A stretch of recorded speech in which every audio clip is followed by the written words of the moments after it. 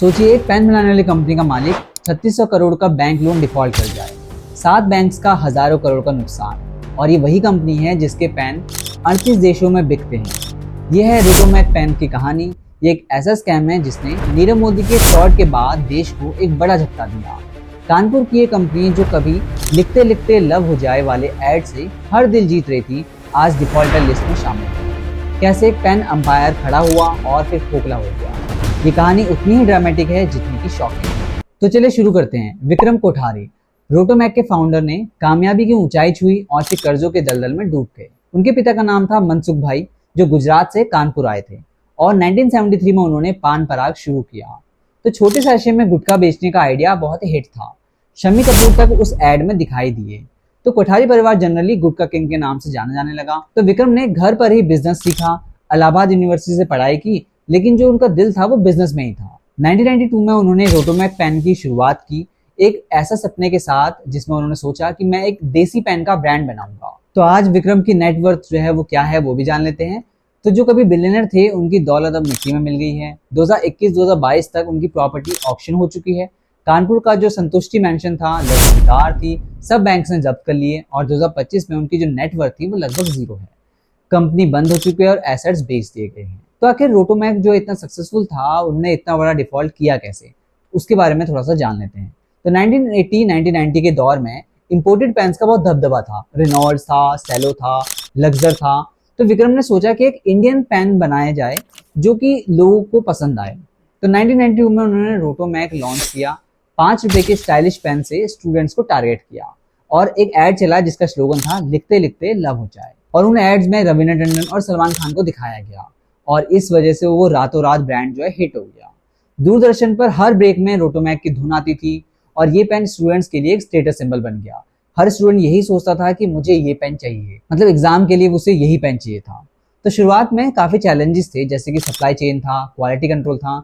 एक बार की बात है, दिल्ली का ऑर्डर जो है वो थोड़ा सा लेट हुआ, उसमें इंक की थोड़ी दिक्कत थी। तो विक्रम ने जर्मनी से एक्सपर्ट्स बुलाए और प्रॉब्लम को सॉल्व किया। तो रेनॉल्ड से टक्कर के लिए उन्होंने लो प्राइसिंग रखी, डीलर्स को मार्जिन दिए। तो जो पान पराग की जो गुटखा इमेज थी, उससे एक अलग रोटोमैक की इंडिपेंडेंट ब्रांड बनाया, क्योंकि उससे पहले उनके परिवार को लोग गुटखा किंग के नाम से ही जानते थे। तो इसलिए उन्होंने जो ब्रांड है वो गुटखा के इमेज से थोड़ा सा अलग बनाया, थोड़ा अच्छी इमेज के लिए। तो सन 2000 की बात है, रोटोमैक जो है वो टॉप पर था। 1999 में विक्रम और भाई दीपक ने बिजनेस बांट लिया। दीपक को मिला पान पराग और विक्रम को मिला रोटोमैक। समय के साथ रेवेन्यू भी बढ़ा, जेल पेन्स आए, बॉल पॉइंट जो लॉन्च हुए, 38 देशों में एक्सपोर्ट होना शुरू हुआ। अटल बिहारी वाजपेयी ने बेस्ट एक्सपोर्टर का अवार्ड भी दिया। विक्रम ने greeting card, real estate, steel में भी इन्वेस्ट किया। कानपुर के जो रेव 3 मॉल था, मल्टीप्लेक्स, उसमें स्टील ट्रेडिंग सब चल रहा था। ये सब उनकी पार्टीज में फिल्मी सितारे आते थे, नेता लोग आते थे, महंगी गाड़ियां होती थी, फॉरेन ट्रिप्स होती थी। अगर एक शब्द में बोला जाए तो उनकी नवाबी जिंदगी थी। रोटोमैक की सफलता के पीछे 3 मेन कारण थे। सबसे पहला स्ट्रेटेजी थी एग्रेसिव ब्रांड बिल्डिंग। उन्होंने बड़े स्टार लिए जैसे कि रवीना टंडन, सलमान खान, उनसे ऐड बनवाए कि लिखते लिखते लव हो जाए। इस ऐड ने यूथ को कनेक्ट किया और टीवी पर धूम मचा दी और रेनॉल्ड्स को टक्कर दी। दूसरा जो स्ट्रेटेजी थी वो था डाइवर्सिफिकेशन। पेन से कमाए पैसे उन्होंने ग्रीटिंग कार्ड, मॉल्स, स्टील में लगाए। जो रेव 3 मॉल था वो बहुत हिट हुआ और आर्चीज को भी चैलेंज किया। तीसरा था exports. Asia, middle east, Europe में पेन्स बेचे। सिर्फ अपने देश में ही नहीं बल्कि और देशों में जाके भी उन्होंने ग्लोबलाइजेशन का पूरा फायदा उठाया। 38 कंट्रीज में पहुंच हुई और सरकारी स्कीम का उन्होंने पूरा फायदा उठाया, ग्लोबल ब्रांड भी बना। लेकिन 2010 के बाद थोड़ा सा डाउनफॉल उनका शुरू हुआ, क्योंकि विक्रम ने बैंक से बड़े लोन्स लिए। वो लगभग लिए थे उन्होंने 2900 करोड़ का प्रिंसिपल था और इंटरेस्ट मिला के हो गया 3600 करोड़ का। लेटर ऑफ क्रेडिट के नाम पर उन्होंने फेक जो है इंपोर्ट एक्सपोर्ट दिखाए कि हमारा काफी इंपोर्ट हो रहा है, काफी एक्सपोर्ट हो रहा है। पैसे जो है वो राउंड ट्रिपिंग से ही अपनी कंपनीज में ही घुमाए गए। फॉरेक्स में उन्हें लगभग 400 करोड़ का नुकसान हुआ। बैंक्स को शुरुआत में शक नहीं हुआ, क्योंकि जो विक्रम का इमेज था वो हमेशा ये था कि जो उनकी पार्टीज में पॉलिटिशियन आते हैं, फिल्मी सितारे आते हैं, तो इस वजह से बैंक ने कभी शक भी नहीं किया। उन्होंने हमेशा सोचा कि यार ये तो बड़े आदमी हैं। लेकिन 2015 तक जो पेमेंट रुकने लगे, बैंक ऑफ बड़ौदा ने 2017 में विलफुल डिफॉल्टर डिक्लेयर कर दिया। 2018 में नीरव मोदी स्कैम के बाद बैंक ऑफ बड़ौदा ने सीबीआई को अलर्ट किया और 20 फरवरी 2018 को सीबीआई ने एफआईआर दायर की और विक्रम के कानपुर बंगलों पर रेड हुई। वहां पे फॉर्ज डॉक्यूमेंट्स मिले, 106 करोड़ का टैक्स इन्वेजन नोटिस आया। ईडी ने भी मनी लॉन्ड्रिंग का केस लगाया। तो 23 फरवरी को विक्रम और उनका बेटा जो राहुल थे वो अरेस्टेड हुए। कोर्ट ने उनकी कोई भी बेल डिनाई कर दी और दोनों को जेल जाना पड़ा। इन्वेस्टिगेशन में पता चला कि पैसे ऑफशोर अकाउंट्स में शेल कंपनीज के थ्रू घुमाए गए थे। रोटोमैक की जो फैक्ट्री थी 2018 में बंद हुई और 300 लोग बेरोजगार हुए।